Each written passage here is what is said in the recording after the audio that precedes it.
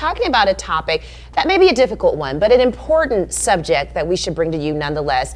You don't have to be wealthy to have a will or trust. We have Corey Ford from Lago Marcino. You got it. Got it. Okay, law firm. To talk about getting your financial house in order. Very important as we head into the new year. And besides just heading into the new year, I think people sometimes think, oh, I have to be way older to get all this stuff together. But as we can know, tomorrow isn't promised to anyone. Right. So it's important today to handle what you put off sometimes for tomorrow, right? Yes. Yeah. Yeah. So setting up a will or trust, what it does is it legally protects you. Okay. It will protect your assets, your family members, and everything like that. So it basically gets your affairs in order. Yeah. So it lays it out. So, you know, when the time comes, you know, your family members don't have to, you know, go through, you know, a struggle to find out what you have and what you have. It basically sets everything up and make sure all your wishes and desires are in order. So when the time comes, you know, it happens. And there's a common misconception that, you know, you got to be older, you got to have money to do these things.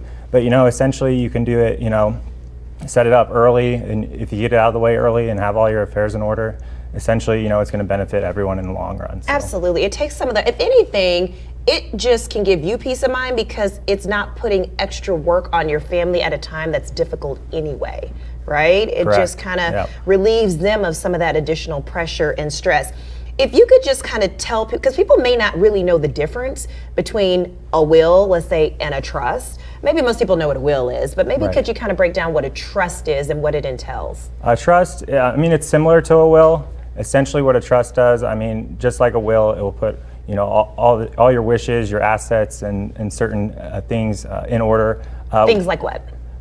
Just like, you know, your bank accounts, your house, you know, who you want your money to go to, your children, you know, if you have a dog even, you know, you can say, I want the dog to go to my family member or this family member and care for him. So we've had situations like that. But a trust, essentially, it takes effect, you know, it doesn't take effect when you die. So a trust, that's one of the things, you know, a trust can take effect, you know, throughout your lifetime. Let's say if you have someone that has dementia or Alzheimer's, or someone has a traumatic accident and so then they're impaired. So if you have a trust set up, do you have to have someone like kind of an executor that oversees like that trust being executed properly? Yeah, oftentimes when you have a trust set up, you'll do like a health power of attorney or something like that, or a living will or something like that. So when you become, you know, your mental capacity is diminished, you know, oftentimes you can have your medical wishes in advance of what you would want to do, and you'll also designate someone. So you'll have a trustee who will oversee all that and make sure, you know,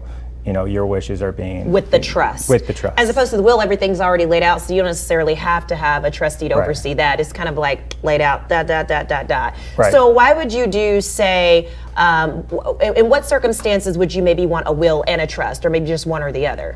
Essentially, sometimes we set up like a revocable trust, and what that will do is it kind of avoids the probate process. So, you'll set up the revocable trust, and then you'll have your will, and that will funnel everything into the will, and essentially that can avoid the probate process. And what the probate process is, it's a court-appointed thing where it basically administers your estate. So. Got it. So if you have the trust set up and you have someone who's a trustee, then that person already knows your wishes. They already know how things are going to be divvied up or how they should be carried out based upon your wishes. So you don't have to possibly go through the probate process if you just have a will set up. Okay, if there's some dispute over the will, which sometimes we know there is, right? Right, and the trust, that's what the trust does. If you have a will, it will have to go through probate. But I mean, it makes it an easier process. Absolutely. If there's nothing set up, then the court handles, you know, where everything's going to go. Right. So if you have the will, then, you know, they can just look at it and say, you know, this goes here, this goes here, and, you know, this goes here. I think this is such an important topic to talk about. And if you haven't had the time to really think through it,